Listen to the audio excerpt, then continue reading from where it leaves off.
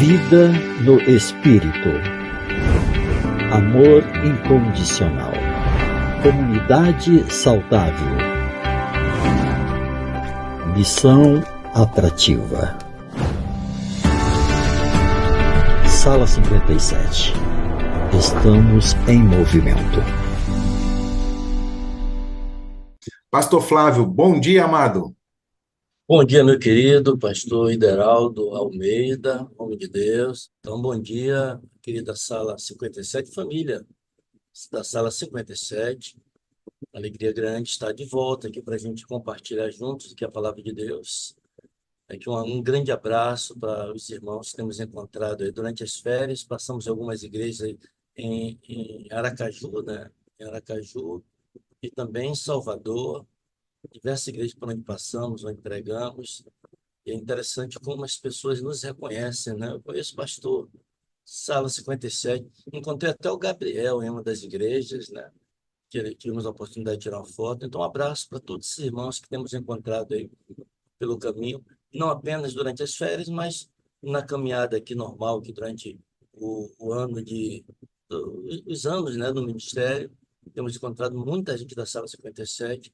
Quem quer tirar foto, quer marcar aquele momento do encontro, né? Então, aí a foto do Gabriel.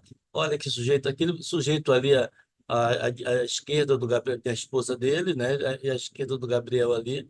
É bom botar uma legenda, porque alguns podem pensar que aquele ator, né? É Cauã Raymond, mas sou eu ali, viu? Tá certo? Bom, obrigado, Gabriel. Foi um prazer reencontrá-lo, né? Ok, irmãos, vamos aqui compartilhar aqui a palavra de Deus. Eu queria convidar você a abrir a Bíblia no livro de Deuteronômio. Queremos ver aqui um personagem extremamente significativo na Bíblia. Deuteronômio 34, aqui minha Bíblia está aberta aqui na versão revista e atualizada. Então, aqui diz assim, versículo 7, 34, verso 7. Tinha Moisés a idade de 120 anos quando morreu. 120 anos. Não se lhe escureceram os olhos e nem se lhe abateu o vigor. Moisés, certamente não foi Moisés que escreveu aqui, né? Aqui é o seu obituário. Então, tem algumas pessoas, alguns nomes, alguns personagens bíblicos que são candidatos, né, a serem aí os escritores do obituário de Moisés. Mas certamente não foi ele, né? Pode ter sido Josué, pode ter sido o profeta Samuel, pode ter sido Esdras, pode ter sido até mesmo Eleazar, o primogênito de Arão, né? Mas não importa, o que importa é que é a informação, né? Aqui é dito que ele viveu 120 anos e morreu ainda no vigor, né, da sua força, né? Ainda enxergava bem, não se lhe escureceram os olhos, ainda enxergava bem e ainda estava forte, porque não se lhe abateu o vigor. Então, podemos até dizer que Moisés morreu de morte ainda prematura, poderia ter vivido um pouquinho mais, né?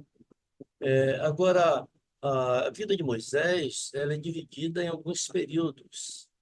Então, o diácono Estevão, quando estava ali pregando, né, e falando sobre Moisés, ele divide o período de Moisés, a vida de Moisés, os 120 anos, em três períodos, os filhos de Israel. Então, o primeiro período que ele traça aqui, de 40 anos, né, um período de 40 anos, desde o seu nascimento, até o momento que ele estava ali nas cortes de Faraó, quando ele resolveu visitar os seus irmãos. Aí vem o segundo período, que é a partir do versículo 29, Estevão continua: a estas palavras Moisés fugiu e tornou-se peregrino na terra de Midian, onde lhe nasceram dois filhos. Decorrido 40 anos, apareceu-lhe no deserto, no monte Sinai, um anjo por entre as chamas de uma sarça que ardia e não se consumia. Conhecemos a história, né? Então, o primeiro período de 40 anos lá no Egito, depois mais 40 anos no deserto de Midian, e vem o último período, a partir do versículo 35, diz assim: a este Moisés a quem negaram reconhecer, dizendo: quem te constituiu autoridade e juiz? A este enviou Deus como chefe e libertador, com a assistência do anjo que lhe apareceu na sarça. Este os tirou, fazendo prodígios e sinais na terra do Egito, assim como no Mar Vermelho, no deserto, durante 40 anos. Então, observe que são 3 períodos de 40 anos cada, 120 anos. 40 anos no Egito, 40 anos em Midian e 40 anos guiando o povo desde a saída do Egito, né, a travessia do Mar Vermelho e durante a peregrinação de 40 anos no deserto. Um ponto negativo ocorre na vida de Moisés exatamente no final do primeiro período, quando lemos aqui, quando ele sai para visitar os seus irmãos. Ali ele vê, né? Ele tinha consciência, né? Moisés tinha consciência de que ele era o libertador. E Joquebede havia passado essa informação para ele. Olha, você tem um milagre no seu nascimento. Deus está lhe chamando para libertar o seu povo, Moisés. E quando estava ali, ele sai para visitar os irmãos, para ver como é que está a situação dos outros hebreus. E ele fica indignado com o que ele vê. E quando ele vê um egípcio maltratando, machucando um hebreu, ele vai para cima e termina matando com as próprias mãos aquele egípcio. E ali foi um grave erro, né, na vida de Moisés, que o levou a fugir, né, a fugir. Ele estava sendo preparado, né, estava sendo preparado para ser um faraó. Eu não sei exatamente como seria, mas a impressão que eu tenho, e alguns outros pastores, né, talvez alguns pastores estão entre nós aqui também compartilham desse pensamento, Moisés, ele seria um libertador e talvez não teria pragas no Egito, talvez não houvesse necessidade de Mar Vermelho. Pode ser que no tempo certo ele daria ordem para libertar o seu povo. E talvez eles seriam acompanhados até a Terra Prometida, acompanhado pelos exércitos de Faraó. Não passaria por tanto, como se diz, né, tanto perrengue, né?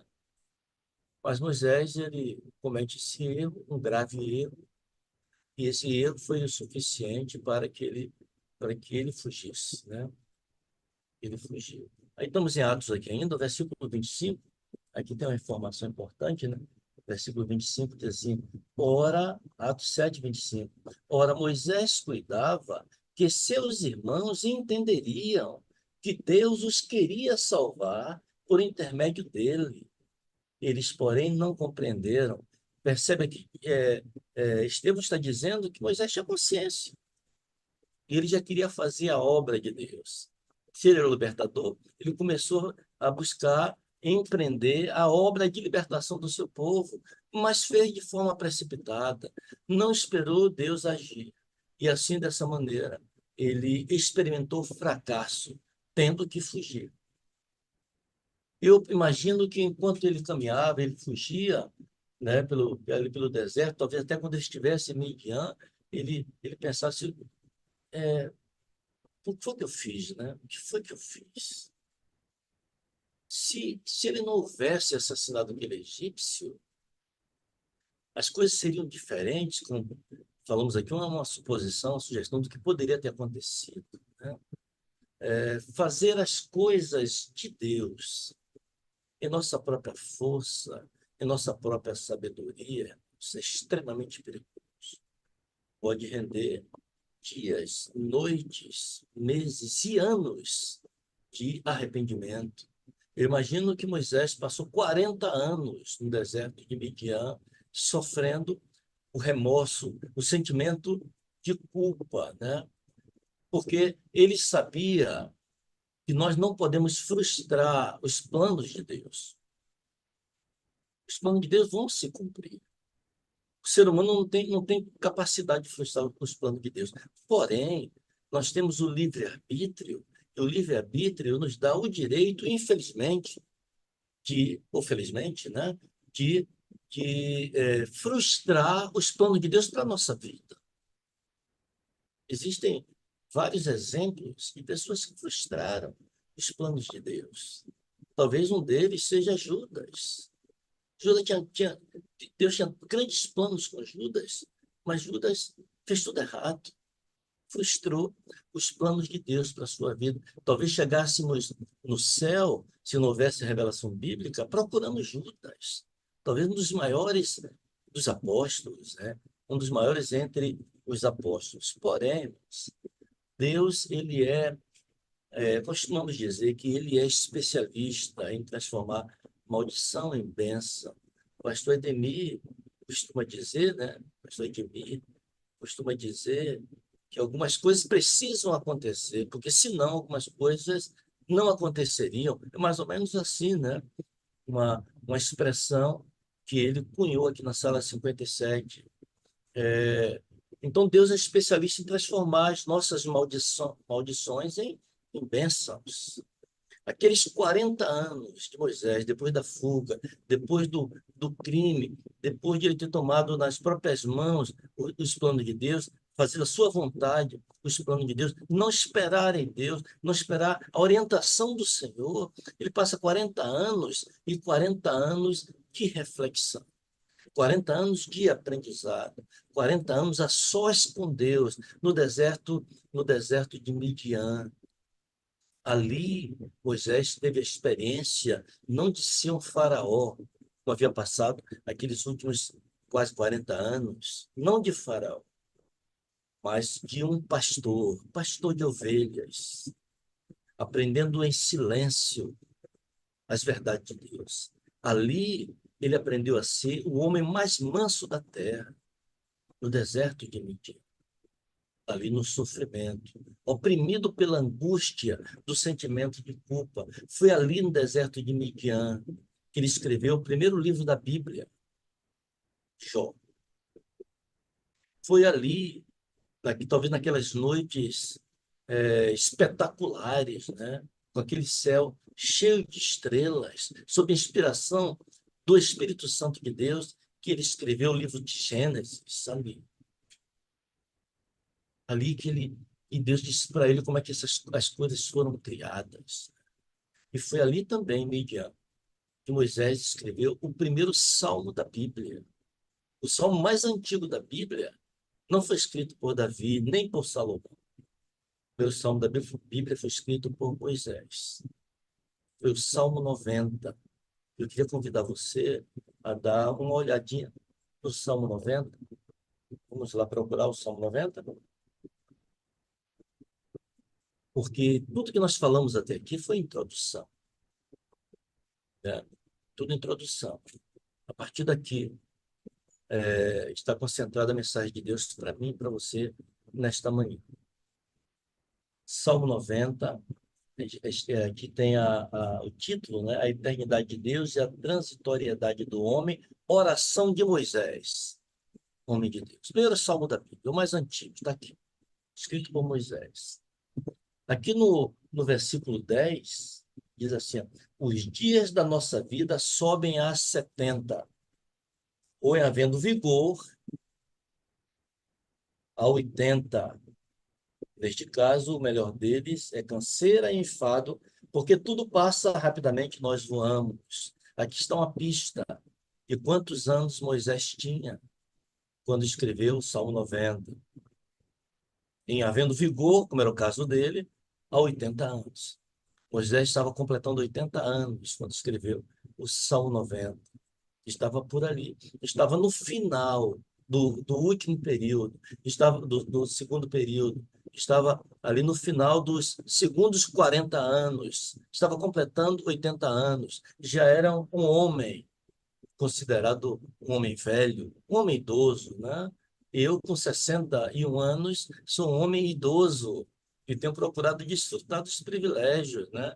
De lugares especiais para idosos, de um cartãozinho no carro para estacionamento, de pegar fila. Moisés já não era um homem simplesmente idoso, um homem considerado um homem velho, né? Considerado um homem velho com 80 anos de idade.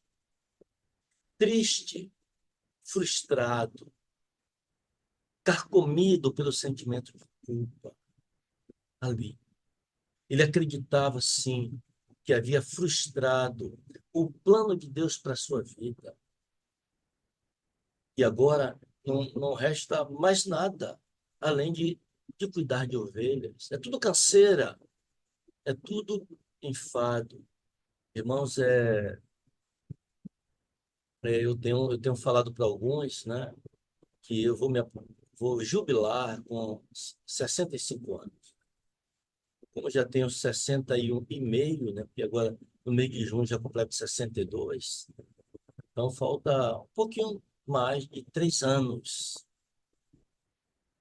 E a gente pensa, poxa, aposentadoria vai ser fantástico, né? Jubilação, né? A jubilação. Quem sabe eu vou poder fazer uma viagem dessas para a Suíça, né? Que a Sala 57 está promovendo, o pastor Wagner está promovendo, junto com a sala, né? Vou ter um pouco mais de tempo para estar com meus filhos e ir mais visitar meus filhos lá na Áustria, onde moro, meus filhos e meus netos e noras, né? Então, vou ter mais tempo. Então, uma expectativa de 3 anos, né? Mas aí na última terça-feira estive num concílio pastoral aqui na cidade de Recife, e ali o secretário, o pastor Manuel Chaves, que de quando em quando está na nossa sala também, aí ele entregou as credenciais, as novas credenciais, né? Atualizadas de todo mundo. E me chamou a atenção que a data de validade da minha credencial, e talvez eu creio que todos os colegas que receberam naquele dia, é datado do ano de 2027, exatamente o ano da minha jubilação. E na hora que eu peguei aquela credencial, eu tive a impressão, né, que estou recebendo minha última credencial. Eu pensei, está acabando, minha última credencial chegou aqui. Lembrei da minha primeira, a última está chegando. Quando se está com 65 anos em diante, ou 60 anos em diante, é comum achar que as coisas que tinham que ter sido feitas já foram feitas. É comum achar que, quando olhamos para trás e vemos tantos erros cometidos, a gente pensa, poxa, eu fracassei tanto, eu errei tanto, eu frustrei o plano de Deus para a minha vida em tantos aspectos, e agora já não há mais tempo. Eu acredito que era assim que Moisés se sentia. Frustrado, triste, desanimado. E ali ele escreve o Salmo 90, que é um salmo de angústia, que fala da eternidade de Deus, né? A partir do capítulo 1 até do versículo 1 até o versículo 6, fala que Deus é eterno. E do versículo 7 até o versículo 11, nos é dito aqui que, embora Deus seja eterno, o homem é finito, totalmente finito. Daí para frente, a partir do versículo 12 até o 17, Moisés faz 12 pedidos. Ou, desculpe, né? Versículo 12, né? Ele faz 7 pedidos. E desses 7 pedidos que Moisés faz aqui no Salmo 90, eu gostaria de destacar apenas 3. O primeiro deles, né, dos 3, que vamos destacar, está no versículo 13. Olha o que Moisés diz. Ele diz: volta-te, Senhor. Até quando? Tem compaixão dos teus servos. Você consegue captar a dor nas suas palavras? Você consegue ouvir a voz embargada de alguém que está dizendo: Senhor, é verdade que eu fracassei. Uma hora dessas, 40 anos se passaram, uma hora dessa era para o seu povo estar todo livre. Mas agora estão lá escravizados. Volta-te, Senhor, para o teu povo. A despeito de mim mesmo, a despeito dos meus erros, das minhas falhas, dos meus pecados. Volta-te, Senhor. Tem compaixão dos teus servos que estão lá sendo oprimidos de manhã, de tarde e de noite. Esse é o primeiro pedido. Tem compaixão. Volta-te, Senhor. Dá uma olhadinha no teu povo. É verdade que eu fracassei, mas escolhe outra pessoa, então. Mas, de algum jeito, faça alguma coisa. 40 anos se passaram. Aí vem o segundo dos três pedidos, versículo 15. Ele diz: alegra-nos por tantos dias, quantos nos têm afligido, por tantos anos, quantos suportamos a adversidade. Aqui ele está fazendo um pedido bem ousado também, né? Ele está dizendo: Senhor, eu tenho 40 anos de sofrimento aqui nesse deserto. Me alegra agora por 40 anos. Os 40 anos de sofrimento e aflição que eu tive até aqui. Eu gostaria que o Senhor me desse 40 anos de alegria, de prazer e de realizações. Aí vem o terceiro e último dos pedidos, versículo 17. Seja sobre nós a graça do Senhor nosso Deus. Confirma. A minha janela está aberta, não sei se o meu som o som do meu microfone está captando um barulho daqui na janela. Ficar observando se qualquer coisa, se tiver alguma dificuldade, eu vou fechar a minha janela. Então ele diz: seja sobre nós a graça do Senhor nosso Deus. Confirma sobre nós as obras das nossas mãos. Sim, confirma a obra das nossas mãos.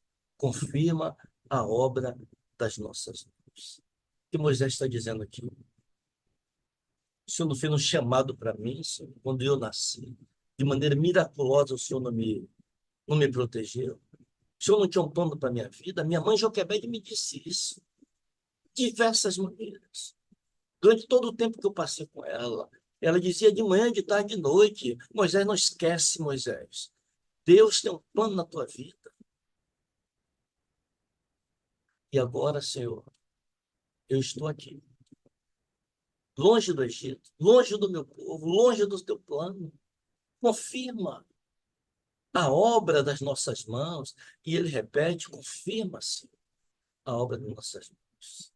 Eu queria, irmãos, convidar você a ir ao deserto de Midian agora. Um exercício de meditação, né?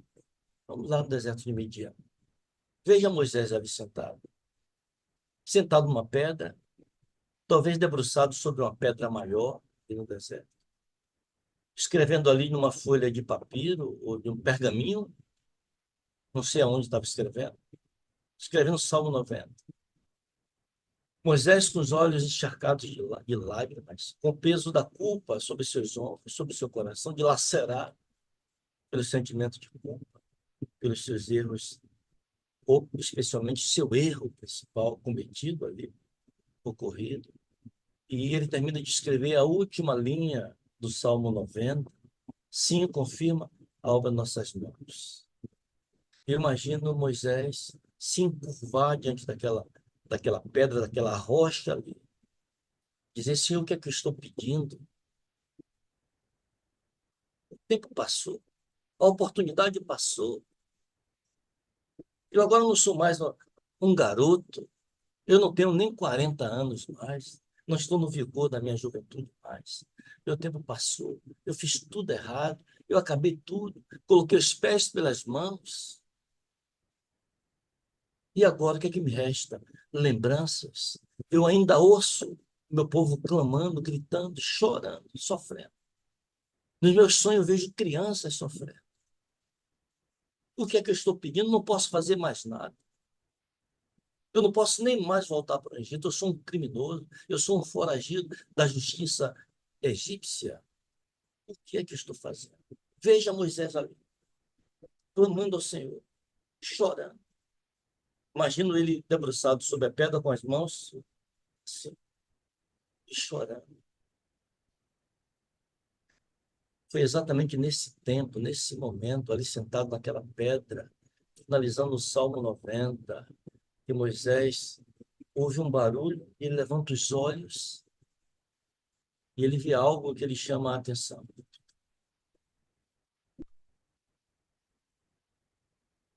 Os 25 minutos já foram. Aí algo lhe chama a atenção. Ele olha e vê um brilho diferente. Ele vê um fogo diferente.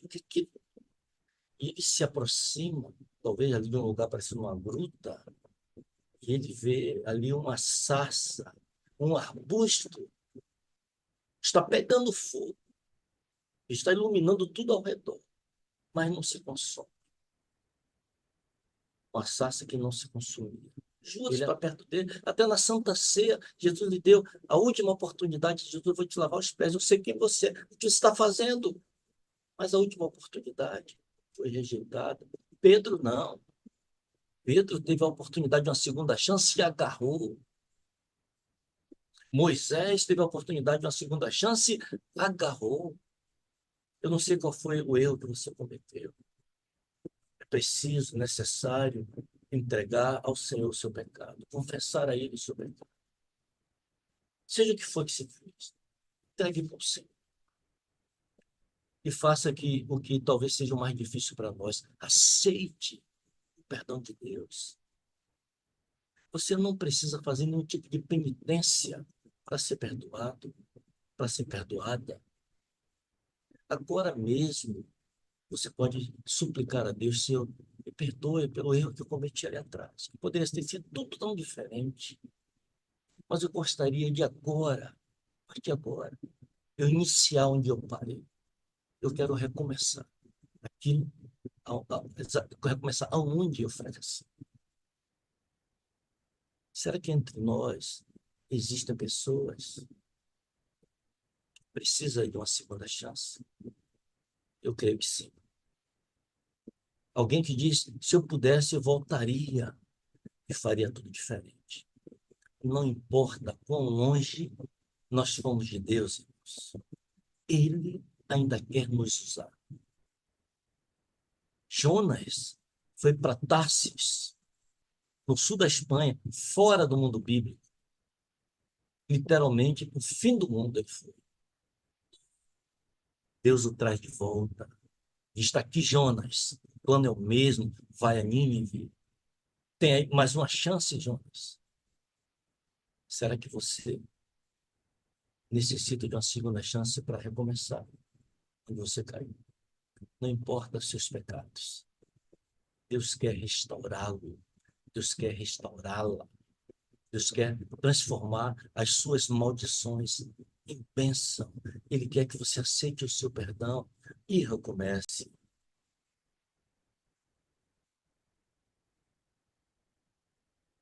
Deus quer te usar agora e de agora em diante. Não a sua maneira, não do seu jeito, do jeito dele, de acordo com o plano dele. Está disposto a ouvir a sua voz, como ele falou a Moisés na sarça ardente. Talvez esse momento seja o momento que Deus está falando a você, através dessa sarça aqui, desse arbusto aqui, deste pecador aqui, pecador arrependido. Deus está falando a você, dizendo, vem, eu te enviarei para cumprir o propósito do plano da tua vida. Será que tem entre nós alguém que quer suplicar a Deus uma segunda chance? Já estou vendo algumas mãos. Louvado seja Deus. Pastor Hideraldo, já podemos orar agora? Ou tem alguma coisa antes da oração? Eu acho que vamos orar, né? Então nós vamos orar. Querido Deus e querido Pai, nós te louvamos porque tu és o Deus da segunda, da terceira, da quarta. O Senhor é o Deus de uma nova chance, sempre. Aqui estamos nós, mais uma vez. Outra vez, estamos aqui em tua presença para suplicar, ó Deus, o perdão do pecado, dos pecados. Mas desta vez, nós queremos aceitar o perdão. Não queremos, ó Deus, que seja como das outras vezes, que pedimos perdão a Ti e não acreditamos no Teu perdão e passamos a nossa vida oprimidos pelo sentimento de culpa. Ajuda-nos, ó Deus, nessa manhã, a aceitar o Teu perdão e que esse perdão seja restaurador. que restaure a nossa experiência contigo. Que juntamente com o teu perdão, o Senhor nos dê a consciência da nossa missão. O que precisamos fazer. O que é que o Senhor espera de nós? Qual o teu plano para a nossa vida? Usa-nos, portanto, ó Deus. Não importa em que situação estamos. Não importa as marcas que o pecado deixou em nossa vida. Usa-nos. Faz com que esses nossos próximos anos sejam os melhores anos da nossa vida. Alegra-nos, Senhor, por tantos dias com que nós fomos afligidos pelo peso da culpa.